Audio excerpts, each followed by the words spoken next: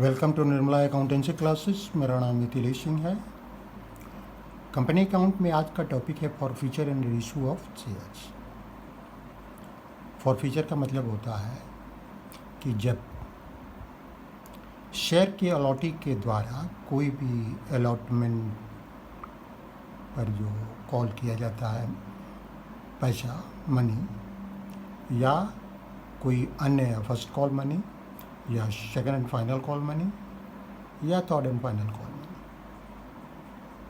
कोई भी पैसा अगर नहीं दिया जाता है तो कंपनी के द्वारा जो जिन शेयर्स पर पैसे नहीं दिए जाते हैं उनको कैंसिल कर दिया जाता है। कैंसिल कर दिया जाता है मतलब रद्द कर दिया जाता है, या कंपनी के द्वारा उन शेयर्स को जिन पर पैसे नहीं मिले हैं मांगे जाने के बाद भी वो फॉरफिट कर दिए जाते हैं, मतलब जब्त कर लिए जाते हैं। कंपनी एक्ट में ये विधान है, नियम है कि कंपनी जो कॉल्ड अप या प्रोडक्ट कैपिटल है और मांगा गया है पैसा, लेकिन कुछ ऐसे शेयर होल्डर्स हैं या जो कुछ ऐसे अलॉटी हैं या एप्लीकेंट हैं जिन्होंने अलॉटमेंट या कॉल का पैसा नहीं दिया, उनके शेयर को फॉरफिट किया जा सकता है। क्योंकि कंपनी को तो बहुत सारे काम करने हैं, अपने बिजनेस को एस्टेब्लिश करना है, बिजनेस को आगे बढ़ाना है, तो ऐसी स्थिति में कौन पैसा नहीं दिया ये तो उसके पास जानकारी है। नहीं दिया तो उस पर जो कानून के अंतर्गत, कंपनी एक्ट के अंतर्गत जो कार्रवाई है वो कब कंपनी करेगी। तो कंपनी एक्ट के अंतर्गत कंपनी को अधिकार है कि कंपनी एक्ट 2013 के अंतर्गत कंपनी को अधिकार है कि वो शेयर एप्लीकेंट के या अलॉटी के या शेयर होल्डर भी अगर हो गया है तो उसके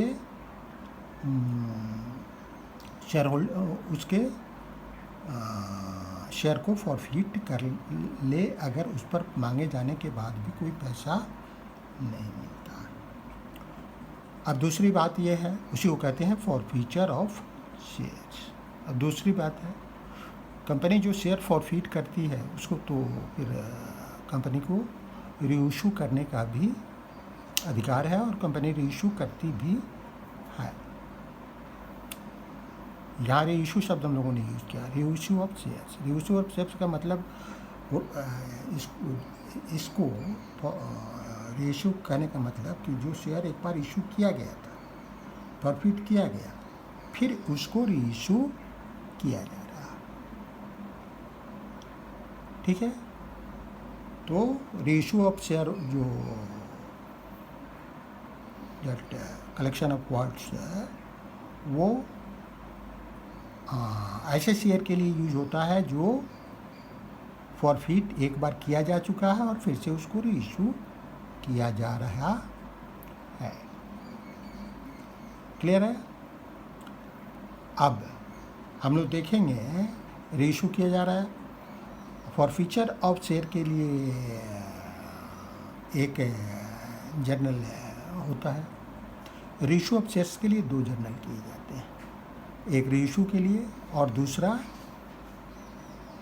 जो शेयर फॉरफीचर अकाउंट है उसके बैलेंस अगर कुछ बचा हुआ है तो उसको कैपिटल रिजर्व में ट्रांसफ़र करने के लिए। फॉरफीचर की जो एंट्री है, जो जर्नल है, उसको हम लोग एट पार और एट प्रीमियम को अलग अलग भी कर सकते हैं और एक साथ भी समझ सकते हैं, आसानी से, कोई दिक्कत नहीं। हमने एक ही एंट्री की है और उसको हम लोग एक साथ समझने की कोशिश करेंगे कि एट पार जब एंट्री होती है तब क्या होता है और एट प्रीमियम जब एंट्री होती है तब क्या होता है। ठीक है, तो अब एक एक करके एंट्री हम लोग देखते हैं। जब हम शेयर का फॉरफीचर करते हैं तो सबसे पहली एंट्री हम लोग करते हैं शेयर कैपिटल अकाउंट डेबिट, चाहे वो एट पार करें या एट प्रीमियम जो इनिशियल इशू है, इनिशियल जो इशू है वो चाहे एट पार है या प्रीमियम। हम फॉरफीचर की बात कर रहे हैं, इशू की बात नहीं कर रहे हैं। तो अगर इनिशियली शेयर चाहे एट पार इशू हुआ हो या एट प्रीमियम, तो शेयर कैपिटल अकाउंट को डेबिट करते हैं। अमाउंट क्या लेते हैं?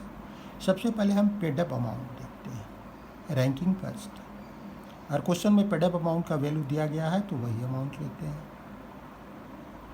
फुल्ली पेड अप है तो जो फेस वैल्यू है उसके बराबर अमाउंट लेते हैं। अगर पेड अप अमाउंट नहीं है तो कॉल्ड अप अमाउंट देखते हैं। कॉल्ड अप भी अगर नहीं लिखा हुआ है तो क्वेश्चन में दिए गए इन्फॉर्मेशन के अनुसार हम समझ सकते हैं कि कॉल्ड अप कितना हुआ है। ठीक है, called up amount face value के बराबर भी हो सकता है, तो फेस वैल्यू लिखेंगे, लेकिन फेस वैल्यू इसलिए लिखेंगे कि उतना कॉल्ड अप हो चुका है। फेस वैल्यू लिखना चाहिए इसलिए नहीं लिखेंगे। उसी तरह पेड अप अमाउंट इसलिए लिखेंगे कि पेड अप उतना हो चुका है। अगर पेड अप वैल्यू भी वही लिखा है जो हमारा फेस वैल्यू है, इसलिए नहीं लिखेंगे कि उसका फेस वैल्यू है। आम रूप से जो स्टूडेंट हैं वो यही गलती करते हैं, वो फेस वैल्यू से जितने शेयर फॉरफिट हो रहे हैं उसको मल्टीप्लाई कर देते हैं। तो ये गलती हम लोगों को नहीं करनी चाहिए। यहाँ स्पष्ट है, कोई कारण नहीं है कि इसको समझने की कि जितना पेड अप या कॉल्ड अप अमाउंट है वही अमाउंट हम फॉरफिट कर सकते हैं। जो अमाउंट कॉल्ड अप या पेड अप नहीं है उसको फॉरफिट हम कर ही नहीं सकते हैं। मांगेंगे आप कोई पैसा तभी मिलेगा या नहीं मिलेगा। अगर आप मांगे ही नहीं तो मिलने और नहीं मिलने की तो बात ही नहीं उठती है, सवाल ही नहीं उठता है। ठीक है, अब हम दूसरी एंट्री पर आते हैं। Security premium reserve account debit करते हैं। ये एंट्री हम तब करते हैं जब share initially at premium issue हुआ है तब। अगर शेयर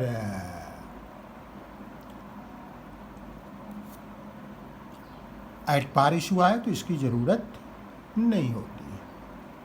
तो security premium reserve account debit करते हैं जब शेयर एट प्रीमियम इशू हुआ है इनिशियली, और इसमें क्या लिखते हैं? Premium amount not paid. Premium का वह अमाउंट जो पेमेंट नहीं हुआ है। हम लोग ने शुरू किए कि जब एंट्री में देखा है, जब premium issue of share at premium देख रहे थे तो हम सिक्योरिटी प्रीमियम रिजर्व अकाउंट को क्रेडिट करते हैं। ठीक है, सिक्योरिटी प्रीमियम रिजर्व अकाउंट क्या है? कैपिटल गेन ही होता है, तो इसको हम लोग क्रेडिट करते हैं जब मिलता है तो। लेकिन वही अमाउंट जो हमने क्रेडिट किया था ड्यू करने के समय,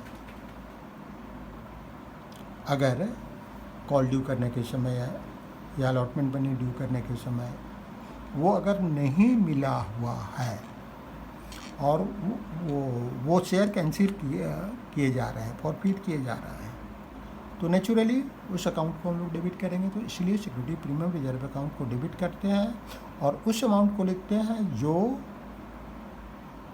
प्रीमियम का अमाउंट अभी तक नहीं मिला। हम लोग आगे बढ़ते हैं।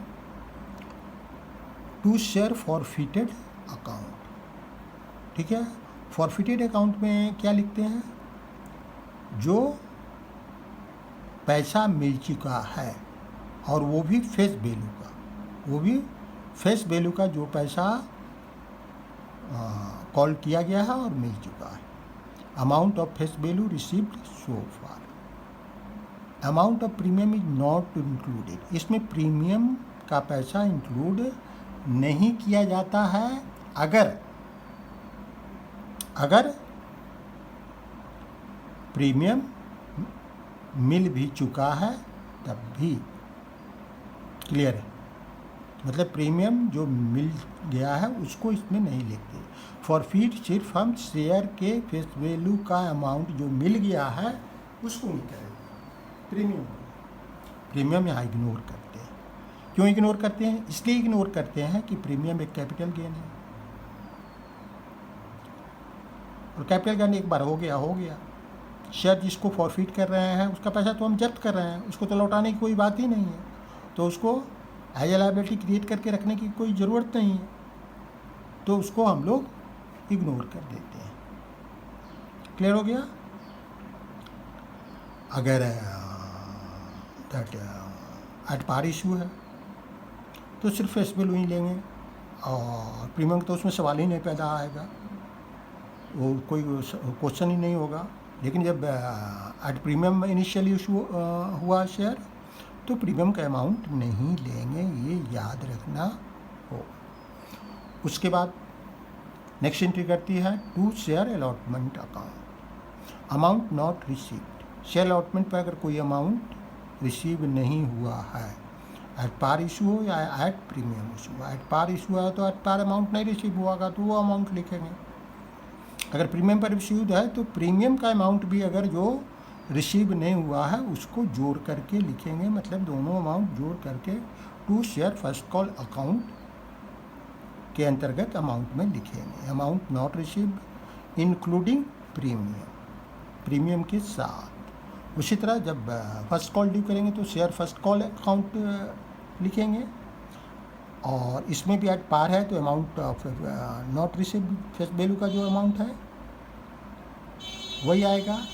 अगर सिक्योरिटी दैट प्रीमियम पर इशू हुआ है तो प्रीमियम के साथ आएगा।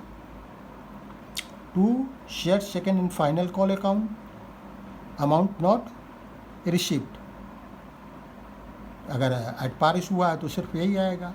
अगर एट प्रीमियम इशू हुआ है तो प्रीमियम के साथ जो अमाउंट नहीं रिसीव हुआ है वो आएगा। अब एक इंटरेस्टिंग बात है, यहाँ शेयर फॉर फ्यूचर में मैंने बताया कि आपको प्रीमियम नहीं लेना है। जो पैसा नहीं मिला है उसमें हम कह रहे हैं कि प्रीमियम लेना है अगर इनिशियली शेयर प्रीमियम पर इशू है तब। तो ये याद रखने की बात है, ये कंट्राडिक्टरी बात है और दोनों को याद रखने की ज़रूरत है। इसके दोनों के अपने लॉजिक हैं और रीज़न है। कभी कभी क्वेश्चन की ज़रूरत के अनुसार, या क्वेश्चन अगर पूरा फुल क्वेश्चन करना होता है और हम कॉल्स इन एरियर अकाउंट का यूज़ करते हैं, तो ऐसी स्थिति में इन तीनों जो एक डॉटेड क्लाउड के अंतर्गत दिया हुआ है, to share allotment account, to share first call account, to share second and final call account, उसके बदले में हम एक एंट्री यूज कर सकते हैं, to calls in arrear account, to calls in arrear account. ठीक है, इसके अमाउंट में क्या लिखेंगे, मतलब ये तीनों नहीं लिख करके सिर्फ ये लिखेंगे। अब इसका अमाउंट कितना होगा, all arrears on allotment and calls including premium. अगर एट पार इशू हुआ है तो फेस वैल्यू का जितना एरियर है सारे कॉल्स पर और अलॉटमेंट पर। अगर एट प्रीमियम इशू हुआ है तो इंक्लूडिंग प्रीमियम और फेस वैल्यू जितना एरियर है अलॉटमेंट और सारे कॉल पर, वो उतना अमाउंट इसमें लिखेंगे। जर्नल मैं समझता हूँ कि दोनों स्थिति में अगर शेयर एट पार इशू हुआ है इनिशियली और एट प्रीमियम इशू हुआ है इनिशियली, तो कैसे होगा वो हम लोगों ने समझ लिया। शेयर कैपिटल में पेडअप और कॉल्ड अप अमाउंट लेते हैं। सिक्योरिटी प्रीमियम रिजर्व अकाउंट में सिक्योरिटी प्रीमियम का ऐसा राशि जो नहीं मिला है, ऐसा अमाउंट जो नहीं मिला है। To share forfeited account में फेस वैल्यू जो मिल चुका है उसको अमाउंट लिखते हैं। टू शेयर अलॉटमेंट अकाउंट में अमाउंट नॉट फेस वैल्यू का अमाउंट जो नहीं रिसीव हुआ है और प्रीमियम के अमाउंट जो नहीं रिसीव हुआ है। फर्स्ट कॉल में फेस वैल्यू का अमाउंट जो रिसीव नहीं हुआ है और प्रीमियम का अमाउंट जो रिसीव नहीं हुआ है प्रीमियम की स्थिति में। सेकेंड एंड फाइनल कॉल में फेस वैल्यू का अमाउंट जो रिसीव नहीं हुआ है और इंक्लूडिंग प्रीमियम, मतलब प्रीमियम की स्थिति में इंक्लूडिंग प्रीमियम जो रिसीव नहीं हुआ है। सारे एरियर को लिखते हैं प्रीमियम के साथ अगर प्रीमियम पर इशू हुआ है तो। अन्यथा पार इशू है तो जो सारा एरियर है फेस वैल्यू का जो मांगा गया और नहीं मिला है, बकाया है, तो वो अमाउंट लिखते हैं। यहाँ बिल्कुल क्लियर है।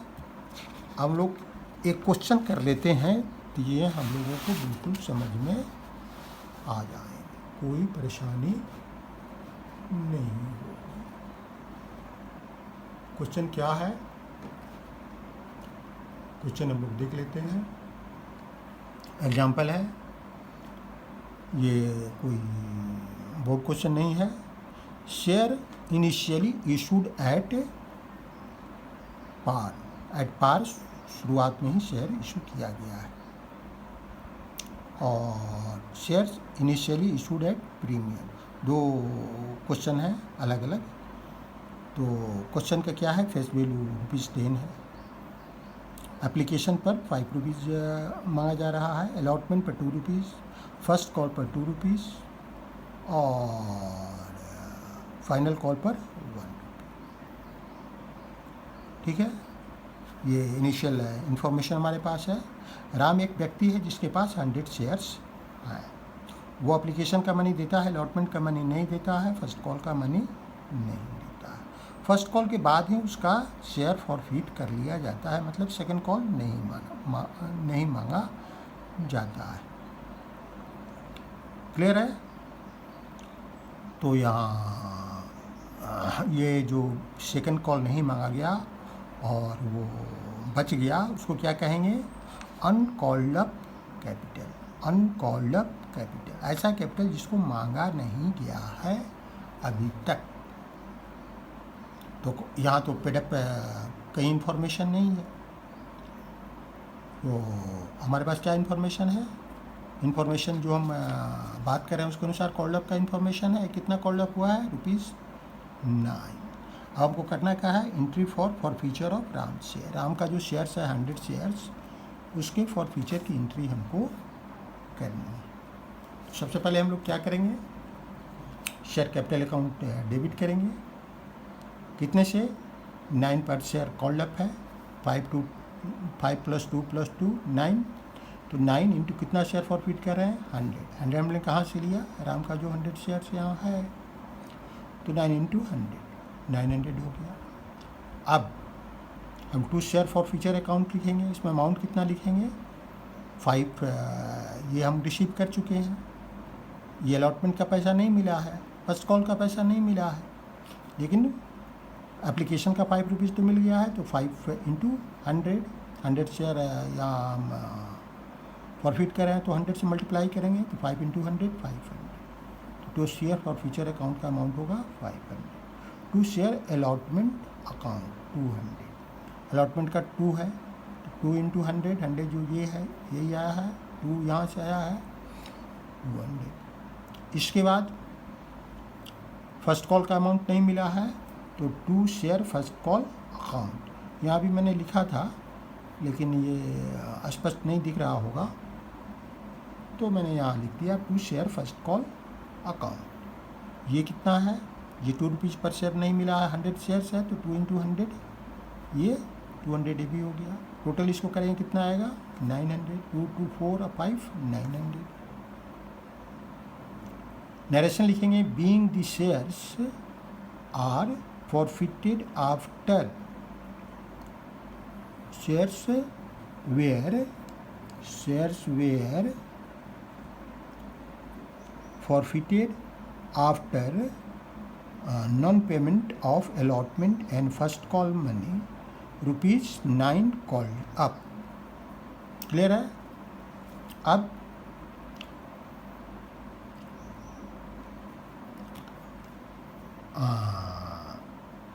हम दूसरा सवाल लेते हैं। दूसरा सवाल क्या है, एट प्रीमियम इशू हुआ है, क्वेश्चन उसी तरह का है। अंतर सिर्फ इसमें है कि इसमें ₹10 प्रीमियम भी है, फेस वैल्यू भी ₹10 है। उसको उसी तरह मांग रहे हैं जो पहले सवाल में था, 5 एप्लीकेशन पर, 2 अलॉटमेंट पर, 2 फर्स्ट कॉल पर और 1 फाइनल कॉल पर। ठीक है। अब इसमें प्रीमियम का भी ₹10 है।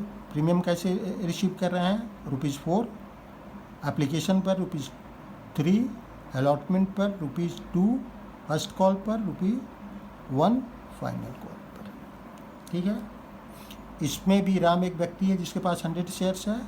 एप्लीकेशन का पैसा देता है, अलॉटमेंट का पैसा देता है, फर्स्ट कॉल का पैसा नहीं देता है, फाइनल कॉल का पैसा नहीं देता है। फाइनल कॉल भी मांग लिया गया है, वो नहीं देता है, तो उसका शेयर फॉरफिट कर लिया जाता है।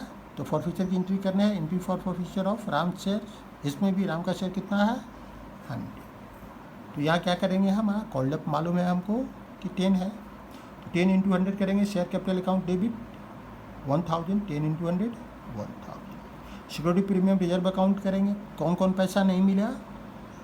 फर्स्ट कॉल पर जो प्रीमियम है वो नहीं मिला, और फाइनल कॉल पर जो पैसा प्रीमियम है वो नहीं मिला, तो 2 + 1 ₹3 नहीं मिला। तो सिक्योरिटी प्रीमियम रिजर्व अकाउंट 2 + 1 3 × 100 300 नहीं मिला। अब कितना मिल गया उसको हम लोग फॉरफिट करेंगे। तो मिला हमारा 5 + 2 ₹7 मिला, लेकिन प्रीमियम का पैसा जो मिला 4 + 3 ये हम नहीं लिखेंगे, इंक्लूड नहीं करेंगे, सिर्फ फेस वैल्यू ही इंक्लूड करेंगे। तो 5 + 2 7, 7 × 100 जो राम का 100 शेयर है, तो 5 + 2 × 100 700। 2 शेयर फॉर फ्यूचर अकाउंट में 700 आएगा। क्लियर है? अब हम आगे बढ़ेंगे। ये पैसा कौन नहीं मिला? तो फर्स्ट कॉल हमको नहीं मिला, कितने का? ₹2 का। इंक्लूडिंग प्रीमियम अगर हम जोड़ेंगे तो 2 + 2 ₹4 पर शेयर नहीं मिलेगा। कितने शेयर पर? 100 शेयर पर। चूँकि जो पैसा नहीं मिलता है तो उसमें प्रीमियम भी इंक्लूड किया जाता है। तो शेयर फर्स्ट कॉल अकाउंट 400 कैसा आया? 2 + 2 2 फेस वैल्यू का, 2 प्रीमियम का, 4 × 100 400।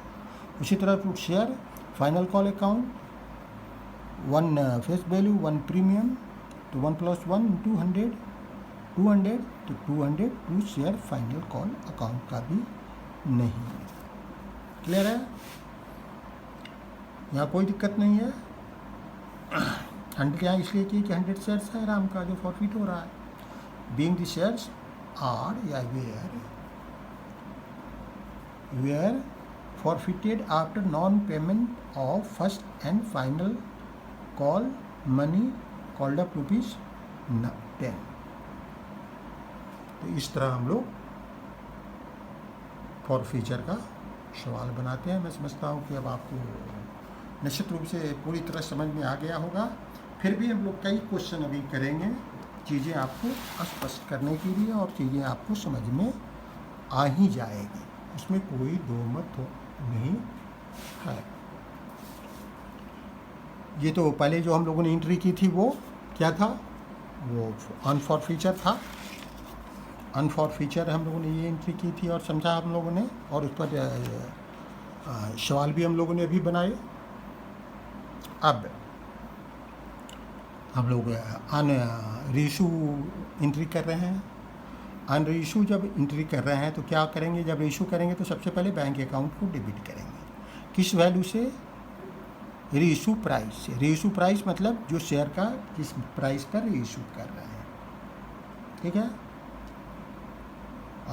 शेयर का रीइशू हम एट डिस्काउंट भी कर सकते हैं, प्रीमियम भी कर सकते हैं, पार भी कर सकते हैं, कोई दिक्कत नहीं। अच्छा, इसमें मैंने जब ये किया था तो यहाँ एक 1 to share forfeiture account में 1 मार्क किया, रेड कलर से 1 मार्क किया।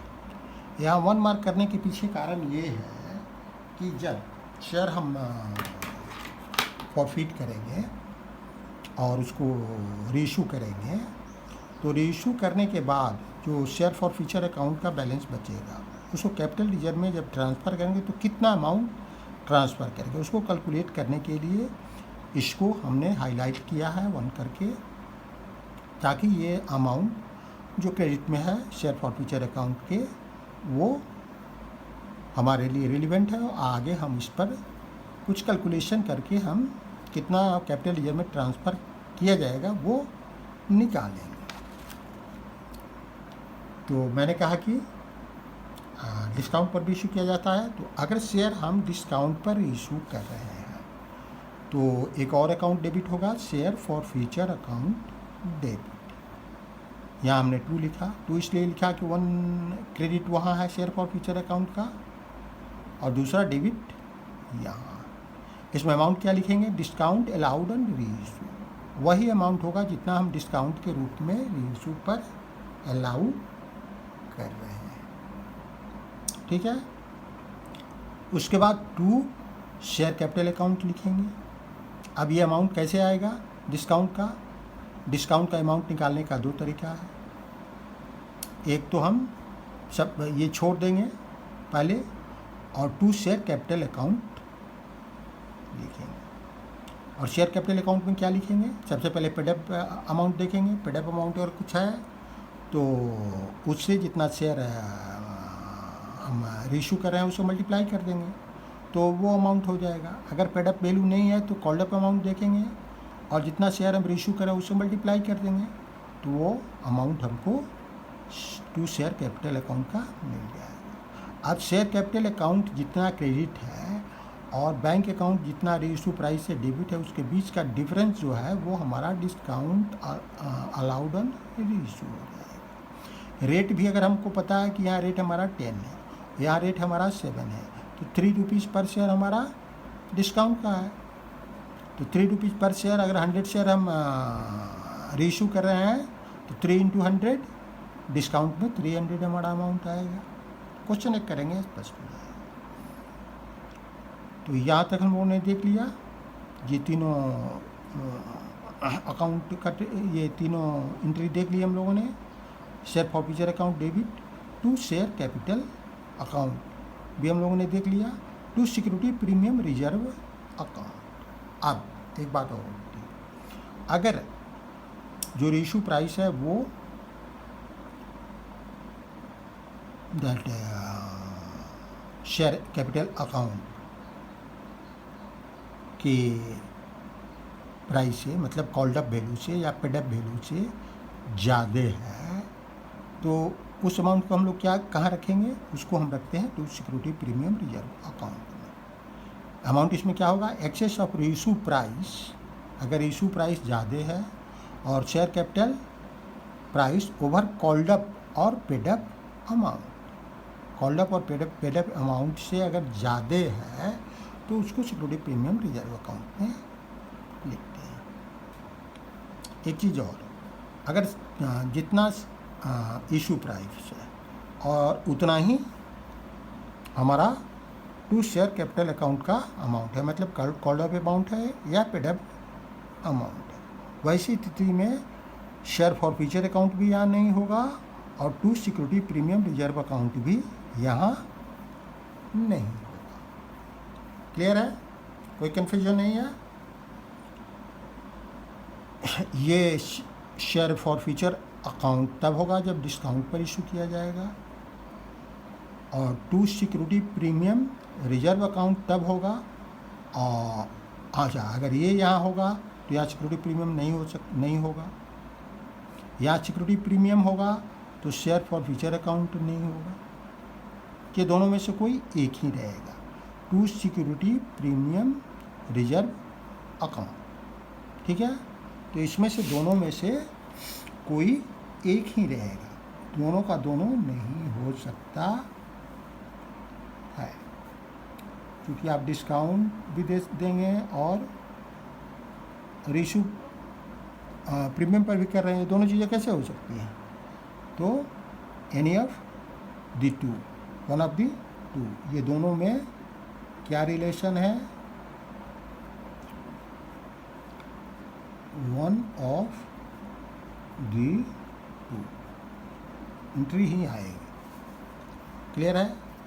और जब एट पार होगा तो ये दोनों नहीं आएगी, एट पार होगा तो नॉन ऑफ द 2 आएगा, नॉन ऑफ द 2 आएगा, मतलब कोई नहीं आएगा, सिर्फ एंट्री होगी bank account debit 2 share capital account. Clear हो गया। अब हम लोग जो पैसा फॉर फ्यूचर अकाउंट का बचा हुआ है और उसको हमको कैपिटल लीजर में ट्रांसफ़र करना है। तब क्या करेंगे, share forfeiture account debit करेंगे to capital ledger account, being the balance of forfeiture account transfer to capital ledger. इसका नरेशन क्या था, being the reissue of forfeited shares. ठीक है, इसमें ये भी लिख सकते हैं रुपये जितना कॉल्ड अप पेड अप, है ना, RD so and so paid up और कॉल्ड अप लिख सकते हैं, कोई दिक्कत नहीं है। उसके बाद हम अमाउंट इसमें कितना देंगे शेयर फॉर फ्यूचर अकाउंट में के डेबिट में। दो स्थितियाँ इसमें, अगर सारे के सारे शेयर जो फॉरफिट किए गए हैं उनको रीइशू कर दिया जाता है और एट पार और एट प्रीमियम किया जाता है, एट पार और एट प्रीमियम किया जाता है, तो जितने अमाउंट वन में क्रेडिट हुआ है पहले, जितने अमाउंट वन में क्रेडिट हुआ है शेयर फॉर फ्यूचर अकाउंट में पहले, वो पूरा का पूरा अमाउंट हम शेयर कैपिटल रिजर्व अकाउंट में क्रेडिट कर देते हैं, में ट्रांसफ़र कर देते हैं। मतलब शेयर फॉर फ्यूचर अकाउंट को उतने से डेबिट करेंगे और टू कैपिटल रिजर्व अकाउंट में उतना अमाउंट लिखेंगे। लेकिन अगर रेशियो हम डिस्काउंट पर कर रहे हैं तो जो जितना क्रेडिट अमाउंट है to share forfeiture account का वन, उसमें से जितना डेबिट अमाउंट है शेयर फॉर फ्यूचर अकाउंट का टू को माइनस कर देंगे, वन में से टू को माइनस कर देंगे तो वो जो बचा हुआ अमाउंट है वो शेयर फॉर फ्यूचर का बैलेंस अमाउंट है, तो वो पूरा का पूरा हम कैपिटल रिजर्व में ट्रांसफ़र कर देंगे। तो एक तो सिंपल स्थिति ये है। दूसरी स्थिति ये हो सकती है कि जितने फॉरफिटेड शेयर हैं उसमें से सारे के सारे रीइशू नहीं किए जा रहे हैं, उसमें से कुछ पार्ट ही रीइशू किए जा रहे हैं। वैसी स्थिति में हमको एक फॉर्मूले की ज़रूरत होती है, और वो फार्मूला क्या है हम आगे देखेंगे। इसके पहले मैंने जो ये लिखा है कि share forfeiture account debit जब करेंगे तो अमाउंट क्या लिखेंगे, इसको पढ़ लेते हैं एक बार। Whole amount of share forfeiture account minus discount allowed on reissue if all shares are reissued. ठीक है, लेकिन but proportionate amount if part of forfeited shares are reissued. Part करते हैं जब फॉरफिटेड शेयर का पार्ट रीइशू किया गया है तो प्रोपोर्शनेट अमाउंट ही ट्रांसफ़र करते हैं। अब उसका कैलकुलेशन फार्मूला क्या है, calculation of amount of shares forfeited account to be transferred to capital reserve account in case of partial reissue. इसमें 1 into number of shares issued by number of shares forfeited minus 2। मतलब 1 2 का यहाँ मतलब है जो यहाँ 1 दिया हुआ है शेयर फॉर फ्यूचर अकाउंट में, मतलब credit of share forfeiture account, credit balance of share for future, और 2 का मतलब है यहाँ debit balance of share forfeiture account. इसको हमने लिख भी दिया है 1, और total of share forfeiture account मतलब 1 जो यहाँ अमाउंट है ये लिखते हैं। इसके बाद हम लिखते हैं into number of shares reissued by number of shares forfeited minus 2 लिखते हैं। 2 में हमने ये भी लिख दिया है जो रीइशू के समय डिस्काउंट अलाउड ऑन रीइशू, तो डिस्काउंट अलाउड ऑन रीइशू है वो 2, उसमें से माइनस कर देते हैं तो वो अमाउंट आ जाता है जो हमको शेयर फॉर फ्यूचर जिसे को डेबिट करेंगे और उतना ही अमाउंट कैपिटल रिजर्व में ट्रांसफ़र हो जाएगा और कैपिटल रिजर्व अकाउंट को क्रिएट करेंगे टू कैपिटल रिजर्व अकाउंट लिखेंगे, अमाउंट में वही अमाउंट लिखेंगे। अब एक क्वेश्चन देखेंगे तो सारी चीज़ें हमको बिल्कुल स्पष्ट हो जाएगी। यह एक एग्जाम्पल का क्वेश्चन है, ऐसा नहीं है कि ये कोई बोर्ड क्वेश्चन है, एग्जाम्पल को क्वेश्चन है। क्वेश्चन हम पहले समझ लेते हैं। क्वेश्चन ये है कंपनी एक शेयर इशू करती है। शेयर का फेस वैल्यू ₹10 है, 10 प्रीमियम भी है उस पर। फेस वैल्यू को जो कॉल करती है कंपनी कैसे करती है? ₹4 एप्लीकेशन के साथ, ₹3 अलॉटमेंट के साथ, ₹1 फर्स्ट कॉल के साथ, ₹2 फर्स्ट कॉल के साथ, ₹1 सेकेंड एंड फाइनल कॉल के साथ। उसी तरह जो प्रीमियम है वो कंपनी कैसे कॉल करती है ₹10 का? 5 एप्लीकेशन के साथ, 2 अलॉटमेंट के साथ, 2 फर्स्ट कॉल के साथ और ₹1 फाइनल कॉल के साथ। अब आगे बढ़ते हैं हम लोग। राम एक व्यक्ति है जिसने एप्लीकेशन का पैसा दिया, ठीक है, अलॉटमेंट का पैसा नहीं दिया और फर्स्ट कॉल का पैसा नहीं दिया, ठीक है। उसके बाद उसका शेयर फॉरफिट कर लिया गया फर्स्ट कॉल के बाद, मतलब सेकंड एंड फाइनल कॉल उससे नहीं मांगा गया, बिल्कुल। तो ये पोर्शन क्या हो जाएगा? On called up capital. इससे एकदम इरेलीवेंट, अभी कुछ सवाल के लिए इरेलीवेंट हो जाएगा। हम जो भी करेंगे यहीं तक का ट्रीटमेंट करेंगे। तो जब हम सबसे पहले इसमें हम लोग दोनों चीज़ें करेंगे, फॉरफीचर भी करेंगे और इशू भी करेंगे, दोनों एंट्री करेंगे। तो सबसे पहले फॉरफीचर की एंट्री जब करते हैं तो क्या करते हैं? शेयर कैपिटल अकाउंट डेबिट करते हैं। तो हम लोगों ने शेयर कैपिटल अकाउंट डेबिट किया। अमाउंट कितना? 900 किया। 900 क्यों किया?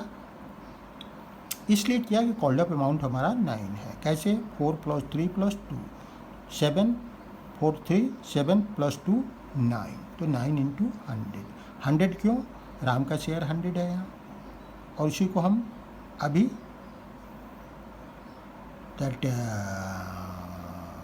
कैंसिल कर रहे हैं या फॉरफिट कर रहे हैं, तो ₹100 900। अब हम सिक्योरिटी प्रीमियम रिजर्व अकाउंट को डेबिट करते हैं। अमाउंट लिखेंगे 400। 400 कैसे आया?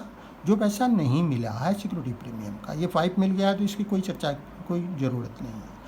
ये ₹2 नहीं मिला है, यहाँ क्रॉस है, और ये ₹2 नहीं मिला है, यहाँ पे क्रॉस है। मतलब अलॉटमेंट और फर्स्ट कॉल का पैसा नहीं मिला है, तो ये ₹4 हम सिक्योरिटी प्रीमियम रिजर्व अकाउंट का है।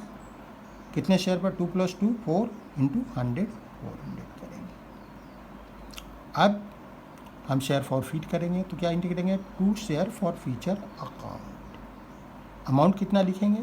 जो पैसा फेस वैल्यू का मिला है, इसमें प्रीमियम इंक्लूड नहीं करेंगे, सिर्फ फेस वैल्यू करेंगे, प्रीमियम को इग्नोर करेंगे। जैसा बताया है मैंने इसके पहले वाले क्वेश्चन को करते समय, क्या रीजनिंग है, तो सिर्फ फेस वैल्यू लेंगे। तो कितना शेयर हम फॉरफिट कर रहे हैं? 100 राम का शेयर है, तो 100 × 4 × 100 400। फिर अब जो कॉल का मनी बकाया है, जो अलॉटमेंट का मनी बकाया है, तो 2 शेयर अलॉटमेंट अकाउंट कितना बकाया है? 500। 500 कैसे बकाया है?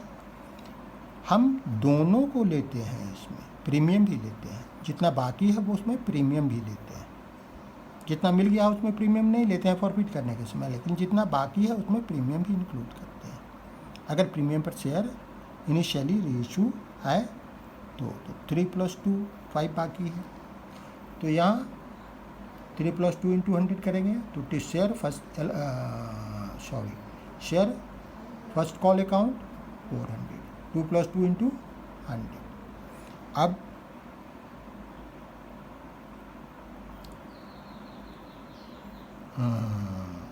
फाइनल कॉल तो हम लोगों ने ड्यू ही नहीं किया है, तो कॉल ही नहीं किया है, तो इसकी एंट्री की कोई ज़रूरत ही नहीं है। हम देखेंगे कि डेबिट साइड का टोटल कितना है? 9 और 4 1300, और क्रेडिट साइड का टोटल कितना है? 5 और 4 900 और 400 1300। तो ये बिल्कुल सही है। नरेशन हुआ being Ram share were forfeited, ठीक है, due to non payment of allotment and first call money, due to non payment of allotment and first call money, due to non payment of allotment and first call money. Clear है? अब यहाँ Ram shares were forfeited journalize if shares were reissued. दूसरी स्थिति क्या है question का? अगर share ₹7 पर रीइश्यू होता है, मैंने रीइश्यू प्राइस 7 है, तब क्या कैसे एंट्री करेंगे? अगर एट ₹9 हो रहा है तब कैसे एंट्री करेंगे? तीसरी स्थिति है एट ₹15 हो रहा है तब कैसे रीइश्यू करेंगे? सबसे पहले हम लोग 7 पर आए, तो पहला ये है, पहला में ए और बी 2 एंट्री होगी। मैंने बताया कि रीइश्यू के समय 2 एंट्री होती है। बैंक अकाउंट डेबिट करेंगे किस वैल्यू से? दैट रीइश्यू प्राइस है, तो 7 × 100 रीइश्यू कर रहे हैं, 700 आया। अब ये लाइन छोड़ देंगे, to share capital account credit करेंगे। क्रेडिट करेंगे कितने से? Called up amount. Called up कितना है? 4 + 3 + 9, हम लोगों ने ऊपर भी देखा है, तो 9 × 100, 900 आएगा। अब 900 और 700 का डिफरेंस कितना है? 200, तो share forfeiture account debit में लिखेंगे 200। ठीक है? अब इसको दूसरे तरीके से भी देख सकते हैं। टू शेयर कैपिटल अकाउंट में ₹9 है, इसमें से माइनस कर देंगे 7, तो क्या बचेगा? 2, और 2 × 100 फॉरफिट कर रहे हैं, चूँकि 100 शेयर यहाँ राम का है, तो 100 फॉरफिट कर रहे हैं, तो 2 × 100, तो 200 आया। कोई दिक्कत नहीं है, यहाँ दोनों तरीके से कर सकते हैं, बैलेंसिंग पीरियड भी कर सकते हैं, ऐसे इस लॉजिक के हिसाब से भी कर सकते हैं। इसके बाद एक चीज़ मैंने और बताया था, जो शेयर फॉर फ्यूचर अकाउंट का बैलेंस होता है उसको ट्रांसफ़र करने में कैपिटल रिजर्व के लिए तो वो भी एंट्री करनी पड़ेगी। वो अमाउंट कितना होगा? अब हमारे पास 1 में कितना अमाउंट है? 400, 2 में कितना अमाउंट है? 200, तो 1 में से 2 सारा का सारा शेयर रीइश्यू हो रहा है, मतलब हमारा जो सिंपल फार्मूला वाला या सिंपल समझदारी वाला जो तरीका है वो सही है। 1 - 2 करेंगे तो जो बाकी बचा वो अमाउंट हम शेयर फॉर फ्यूचर अकाउंट में ट्रांसफ़र कर देंगे। तो शेयर फॉर फ्यूचर अकाउंट 400 में से 200 माइनस करेंगे, इस 400 में से 200 ये माइनस करेंगे तो कितना बचेगा? 200।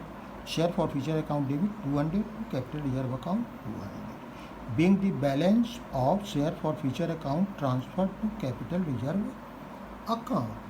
अगर हम फार्मूला लगाते हैं, फार्मूला भी हम लगा सकते हैं, क्योंकि जो फार्मूला ये है वो सारी स्थितियों में, यहाँ हम लोगों ने जो रिजर्व के कैलकुलेशन का निकाला है वो सारी स्थितियों में सही होगा। सारी स्थितियों में मतलब अगर फ्रैक्शन ऑफ फॉर फ्यूचर का रेशियो हो या फुल जो फॉरफिटेड शेयर्स है उसका रेशियो, तो सारी स्थितियों में ये लागू होगा। यहाँ चूँकि डिस्काउंट पर इशू है तो डिस्काउंट में ये लागू होगा।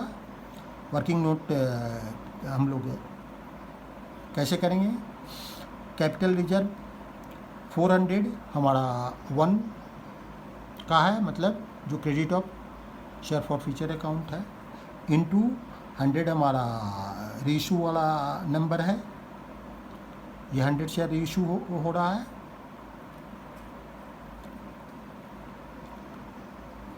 रीइश्यू भी हो रहा है, तो 100 और फॉरफिट कितना हुआ है? 100। फॉरफिट कितना हुआ है? फॉरफिट हुआ है 100 शेयर, तो ये 100 हो गया, तो 100/100 माइनस 200 ये दूसरा जो अमाउंट है, यहाँ 2 लिखे हैं, तो ये दूसरा 200, तो इसको जो इसका अंकगणित करेंगे तो क्या आएगा? ये तो 100 एक दूसरे से ये हो गया, नलीफाई हो गया, या 1 रहा, तो 400 × 1 400 माइनस 2, तो 200 हमारा बचा, जो हम शेयर के जो कैपिटल रिजर्व में हम ट्रांसफर करेंगे। तो share forfeiture account 200 to capital reserve account 200। अब आगे बढ़ेंगे। अगर शेयर 9 रुपीज़ पर इशू होता है तो क्या होगा? जब 9 रुपये हो तो share forfeiture account ratio तो यहीं कर लिया गया है, बैंक अकाउंट डेबिट करेंगे 9 into 100 900 to share capital account 900, इसलिए कॉल्ड अप अमाउंट 9 है तो 9 करेंगे। बीइंग द री issue of shares called up rupees 9। तो यहाँ कोई security that for future share forfeiture account debit करने की ज़रूरत नहीं है, इसलिए कि ये तो एट पार इशू है, मतलब जितना कॉल्ड अप अमाउंट है उतना ही हमारा रेशो का अमाउंट है, तो इसमें डिस्काउंट देने की कोई ज़रूरत नहीं है। तो यहाँ कोई भी एंट्री नहीं आएगी शेयर फॉर फ्यूचर अकाउंट की। और ऐसी स्थिति में फॉर फ्यूचर का जो पैसा है सारा 400 वो हम कैपिटल लीजर में ट्रांसफ़र कर देंगे। अगर हम फार्मूला लगाएंगे तो क्या फार्मूला होगा, 400 इंटू 100/100 माइनस 0 इक्वल टू 400। मतलब क्रेडिट में तो हमारे 400 है, 1 में हमारा 400 है, दैट इशूड रीइशू 100 है, फॉरफिटेड 100 है, माइनस दैट डिस्काउंट में 0 है, तो ये 400 आएगा। तो share forfeiture account debit 400 to capital reserve account 400, 4 into 100, clear है। Being the amount of share forfeiture account transfer to capital reserve account. अब आगे बढ़ते हैं। तीसरी स्थिति है जब ये शेयर एट ₹15 पर रीइशू होता है। तो सिंपल बात है, 15 इंटू 100 कर देंगे, बैंक अकाउंट डेबिट करेंगे 1500 टू शेयर कैपिटल अकाउंट कितना लेंगे, जो कॉल्ड अप अमाउंट है, कॉल्ड अप अमाउंट कितना हो 9 इंटू 100 900 पता है हमको, 4 + 3 + 2। तो अब ये दोनों का डिफरेंस कितना हुआ 600। तो 600 को कहाँ रखेंगे, to security premium reserve account. ये रीइशू का रिजर्व है ना, मतलब इनिशियल पर भी हम इनिशियल इशू पर भी प्रीमियम का इशू कर सकते हैं, इशू पर भी प्रीमियम का इशू कर सकते हैं, कोई दिक्कत नहीं। तो सिक्योरिटी प्रीमियम रिजर्व अकाउंट यहाँ हुआ 600। ये 600 कहाँ से आया, 1500 माइनस 900 इक्वल टू 600, क्लियर है। अब इसको दूसरे तरीके से भी निकाल सकते हैं, 15 माइनस 9 इक्वल टू 6 इंटू 100, तो 600 ही आ जाएगा। Being the ratio of shares ₹9 called, clear है। अब जो पैसा बचा किसका, फॉर फ्यूचर अकाउंट का, फॉर फ्यूचर अकाउंट में कितना बचा हुआ है 400, शेयर फॉर फ्यूचर अकाउंट को 400 बचा हुआ है, क्योंकि इन 1, 2 और 3 तीनों का कॉमन फॉर फ्यूचर अकाउंट है, तो यहीं से हम लेंगे। तो शेयर फॉर फ्यूचर अकाउंट को डेबिट करते हैं 400 और सारा का पैसा कैपिटल लीजर में ट्रांसफ़र कर देते हैं। सारा के क्यों करते हैं, इसलिए करते हैं कि यहाँ कोई डिस्काउंट की ज़रूरत नहीं है, क्योंकि प्रीमियम पर इशू हो रहा है। वर्किंग नोट अगर करें तो 400 हमारा जो क्रेडिट वाला है यहाँ से आ रहा है, ये 400 आ रहा है इंटू 100/100, क्लियर है, माइनस 0 यहाँ कुछ नहीं है इक्वल टू 400। तो ये जो फॉर्मूला है वो हर स्थिति में लागू हो सकता है। तो अगर आप फॉर्मूला के साथ एग्री है तो फॉर्मूला ही अपना है, कोई दिक्कत नहीं है। अब हम लोग 2 बोर्ड क्वेश्चन जल्दी कर लेते हैं।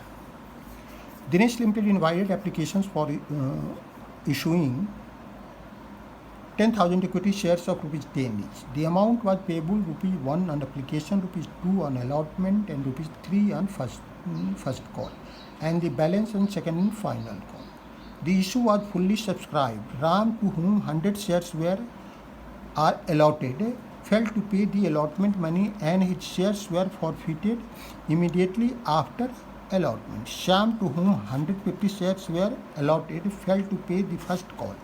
His shares were also forfeited after the first call.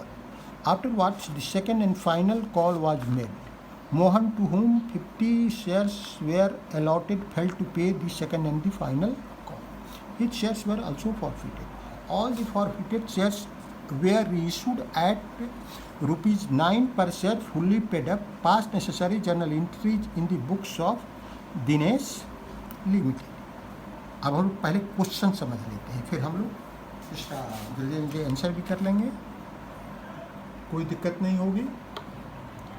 तो सबसे पहले क्वेश्चन समझते हैं। फेस वैल्यू ₹10 है, 10,000 शेयर इशू किया जा रहा है। एप्लीकेशन पर ₹1 लिया जा रहा है, अलॉटमेंट पर ₹2 लिया रहा है, फर्स्ट कॉल पर ₹3 लिया रहा है, और balance second and final call पर बैलेंस कितना बच गया? 10 का फेस वैल्यू है, 6 माइनस कर दीजिए, 1 + 2 + 3, 6 माइनस कर दीजिए तो बचा 4। सेकेंड एंड फाइनल कॉल पर 4। क्लियर है? और इन्फॉर्मेशन है, राम एक व्यक्ति जिसके पास 100 शेयर है, एप्लीकेशन का पैसा देता है, अलॉटमेंट का पैसा नहीं देता है, उसका शेयर फॉरफिट कर लिया जाता है। श्याम दूसरा व्यक्ति है जिसके पास 150 शेयर्स है, एप्लीकेशन का पैसा देता है, अलॉटमेंट का पैसा देता है, फर्स्ट कॉल पैसा नहीं देता है, उसका शेयर फॉरफिट कर लिया जाता है। ठीक है। अब मोहन एक व्यक्ति है जिसके पास 50 शेयर्स है, वो क्या करता है? एप्लीकेशन का पैसा देता है, अलॉटमेंट का पैसा देता है, फर्स्ट कॉल का पैसा देता है, लेकिन फाइनल कॉल का पैसा, सेकंड एंड फाइनल कॉल का पैसा नहीं देता, उसका शेयर भी फॉरफिट कर लिया जाता है। उसका शेयर भी फॉरफिट कर लिया जाता है। अब हमारे पास टोटल कितना बचा शेयर? कितना हुआ? 300 शेयर हुआ। इस तरह ये 300 शेयर को री इशू कर दिया जाता है। री इशू कर दिया जाता है। कितना? At ₹9 fully paid up, at ₹9 per share fully paid up, fully paid up. ठीक है। तो यही क्वेश्चन है। अब हमको जर्नल करना है किसके बुक में? दिनेश के बुक में। तो journal entries in the books of Dinesh limited. Bank account debit करेंगे 10,000 × 100, पूरा हमको जर्नल करना है, इसमें सिर्फ फॉरफिचर कहीं जर्नल नहीं करना है। तो bank account debit 10,000 × 100, one application पर जो आया शेयर्स हमारे 10,000 है, तो 10,000 × 100 या 1 × 10,000, तो ये हो जाएगा हमारा 10,000 to equity share application account. तो शेयर इक्विटी लिखा हुआ है यहाँ, तो इक्विटी लिखना ज़रूरी है। अब इसको हम ट्रांसफ़र करके कैपिटल अकाउंट में, तो share application account debit 10,000 to equity share capital account 10,000। ठीक है। Equity share application account 10,000 to equity share capital account 10,000।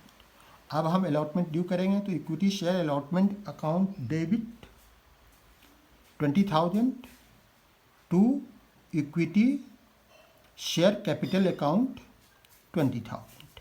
20,000 क्यों आएगा? 2 पर शेयर है, इंटू 10,000, तो ये हो जाएगा 20,000। क्लियर? अब हम आगे बढ़ेंगे। अब अलॉटमेंट पर क्या हो रहा है? अलॉटमेंट पर हमको 100 शेयर पर पैसा नहीं मिल रहा है। राम का जो 100 शेयर है उस पर अलॉटमेंट का पैसा हमको नहीं मिल रहा, तो 100 शेयर पर कम मिलेगा। तो बैंक अकाउंट में डेबिट करेंगे कितना? 9,900 × 2, 10,000 - 100 = 9,900 × 2, तो इसको मल्टीप्लाई करेंगे तो कितना आएगा? 19,800। तो हमको मिला इतना ही।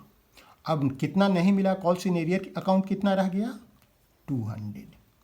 ठीक है। 200 कैसे रह गया? 100 शेयर पर नहीं मिला, इंटू 2 के रेट से, तो 200 रह गया। To equity share allotment account 20,000, 20,000 पहले भी था इक्विटी शेयर अलॉटमेंट में डेबिट, क्रेडिट में भी आ गया उतना, लेकिन एक नया अकाउंट खुल गया, calls in arrear account debit. अब इसकी ज़रूरत हमको पड़ेगी जब फॉरफीचर करेंगे, उस समय मैं आपको समझाऊंगा, और फॉरफीचर की एंट्री में भी मैंने इसका यूज़ किया था, तो मैं ये इसको समझा दूंगा और उसको प्रूव भी कर दूंगा। तो चलिए आगे बढ़ते हैं। आप इसके बाद नहीं मिलता है तो क्या करता है? इसका शेयर फॉरफिट कर दिया जाता है अलॉटमेंट के बाद ही राम का शेयर। तो फॉरफीचर की एंट्री करेंगे, फॉरफीचर की एंट्री करेंगे तो क्या करेंगे?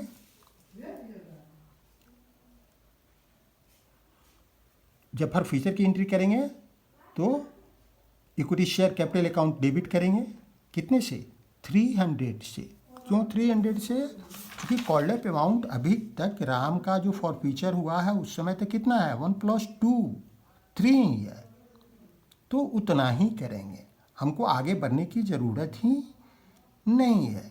नाम के इशू के समय यहीं तक रहने की ज़रूरत है। तो 300 से डेबिट हुआ। 300 कैसे हुआ? 100 शेयर है जो फॉरफिट हो रहा है उसका, और 1 एप्लीकेशन का पैसा है, 2 अलॉटमेंट का पैसा है, तो 3 हुआ। 3 into 100 300। 2 equity share forfeiture account करेंगे, 1 लिखेंगे। कितना करेंगे? जितना पैसा मिला है उतना ही ना करेंगे। तो एप्लीकेशन पर हमको कितना मिला है? 1 रुपी पर शेयर। 100 शेयर है तो 1 इंटू 100 रुपीज़ मिला। एप्लीकेशन पर हमारा अमाउंट कितना है? 1 रुपी। 100 शेयर हम फॉरफिट कर रहे हैं, तो 2 equity share forfeiture account 100। यहाँ 2 शेयर फॉर फ्यूचर अकाउंट भी आप लिख सकते हैं, कोई दिक्कत नहीं है। 2 कॉल्स इन एरियर अकाउंट, ठीक है।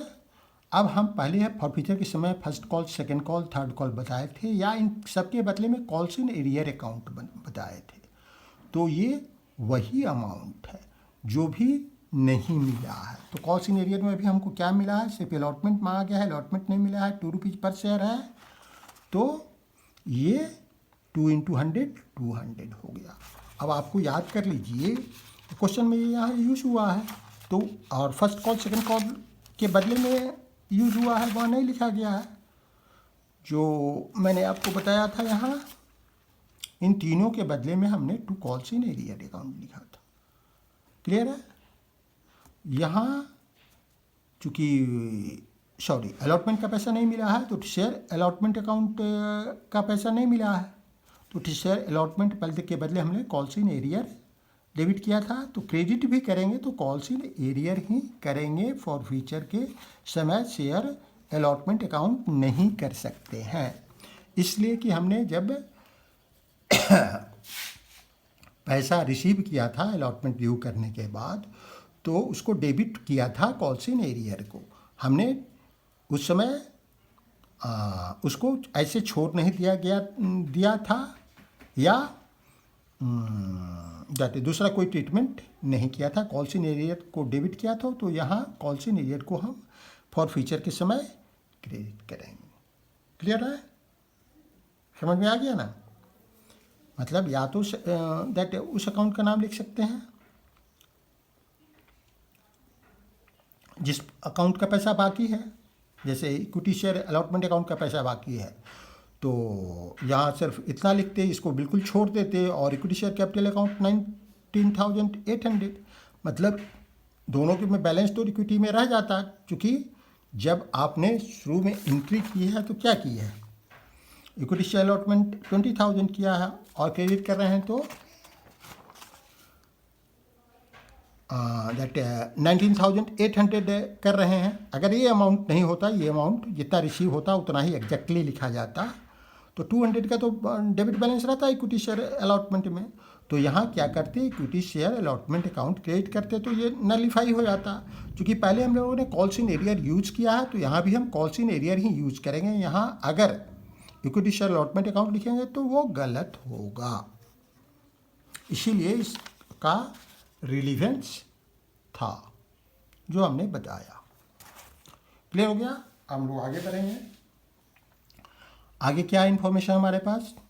अब हम लोग फर्स्ट कॉल ड्यू करेंगे। फर्स्ट कॉल कितने पर ड्यू करेंगे? 100 शेयर को हम लोगों ने कैंसिल कर दिया। 10,000 में से 100 शेयर कैंसिल कर दिया या फॉरफिट कर दिया, तो कितना बचा? 9,900। तो 9,900 पर फर्स्ट कॉल हम ड्यू करेंगे। फर्स्ट कॉल कितने का है? ₹3 का। ₹3 का, तो ये 3 का हम लोगों ने ड्यू किया, तो 29,700 आया। 2 इक्विटी शेयर कैपिटल अकाउंट 29,700। अब पैसा रिसीव होगा।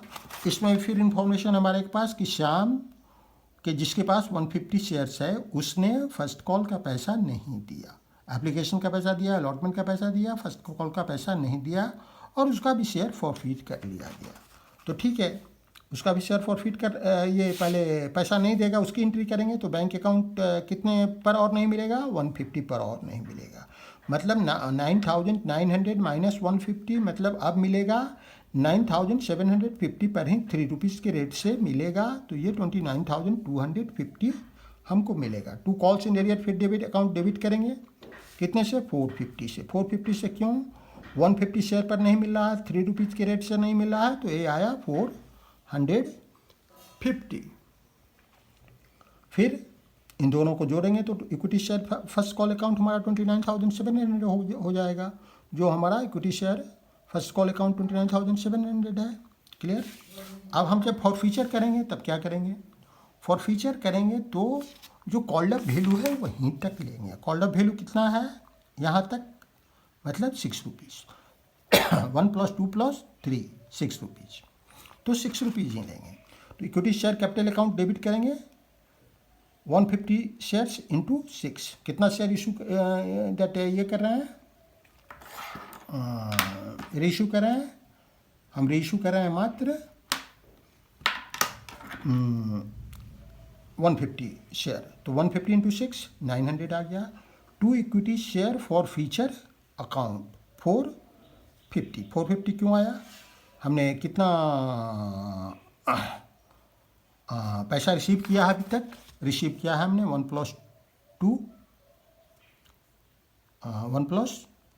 2 मतलब 3 रुपीज़ रिसीव किया है, कितने शेयर पर 150 पर, तो 150 into 3 400, sorry equity share for feature account, तो 150 इंटू 3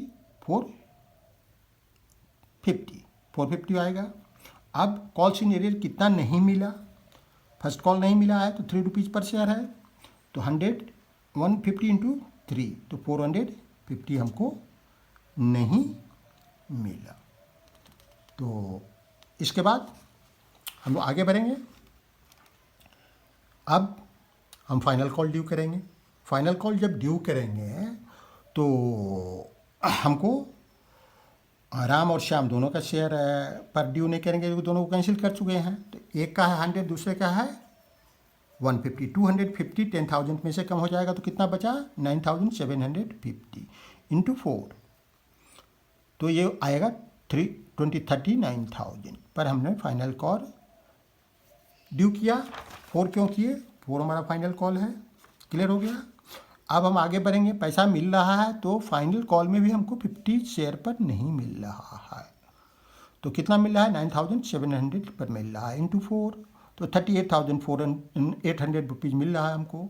कॉल्स इन एरियर हमारा कितने पर रहा है 50 शेयर पर जो नहीं मिल रहा है इंटू 4 200, यहाँ लिखा हुआ है 50 शेयर पर नहीं मिल रहा है। 50 शेयर मोहन के पास जो है एप्लीकेशन मिल रहा है, अलॉटमेंट मिल रहा है, फर्स्ट कॉल मिल रहा है, लेकिन सेकंड एंड फाइनल कॉल नहीं मिल रहा है। अब हमारे पास कॉल सिनेरियो में 200 हो गया और 2 equity share final first and final call second and final call account 39,000 आ जाएगा, तो 39,000 हमारा है। क्लियर। अब क्या करेंगे हम इसको फिर फॉरफीट करेंगे। फॉरफीट करेंगे तो अभी तक तो हमारा कितना कॉल्ड अप हो गया 10, कितना शेयर है 50, तो 50 into 10 equity share capital account ₹500 होगा। यहाँ तक हमारा कॉल्ड अप हो गया तो ये पूरा वैल्यू जोड़ लेंगे तो 10 आएगा। और 2 equity share forfeiture account में कितना मिला है पैसा, यही 1 + 2 + 3 6 मिला है, तो 6 इंटू 50 300 मिला है। ठीक है, इस पर मैं 2 मार्क किया है, जितना equity share forfeiture account है उस पर हमने 2 मार्क किया है, और एक जगह 1 मार्क किया है जो हमारा हमने फॉरफिट किया है। तो यहाँ 1 मार्क किया है, यहाँ भी 1 मार्क किया है, यहाँ भी 1 मार्क किया है, सॉरी यहाँ 2 मार्क किया है, यहाँ 1 मार्क किया है। Equity share forfeiture account 200, 2 calls in arrear कितना बचा 50 पर 4 नहीं मिला है, तो 2 कॉल्स इन एरियर अकाउंट, ये 4 नहीं मिला, ये 50 शेयर्स पर क्रॉस है यहाँ, तो ये टोटल हो जाएगा 500 300 200 500। अब हम लोग यहाँ रेशो करेंगे, चूँकि यहाँ लिखा हुआ है क्वेश्चन में भी हमने समझा भी है कि 300 को ratio at ₹9 per share fully paid up ratioed at ₹9 per share fully paid up, यहाँ भी लिखा हुआ है। तो हम क्या करेंगे 9 पर शेयर मिल रहा है, 300 शेयर है, तो इसको अलग अलग हमने ले लिया है 100 + 150 + 50, राम का, श्याम का, मोहन का इंटू 9, तो 2700 आया। अब हम शेयर कैपिटल पर चले आएंगे। इक्विटी शेयर कैपिटल अकाउंट कितना, fully paid up asset 10 into 300, 3000 हो गया। डिफरेंस कितना हो गया 300, ये भी सही है। अब 10 माइनस 9 अगर करेंगे तो क्या बचेगा 1।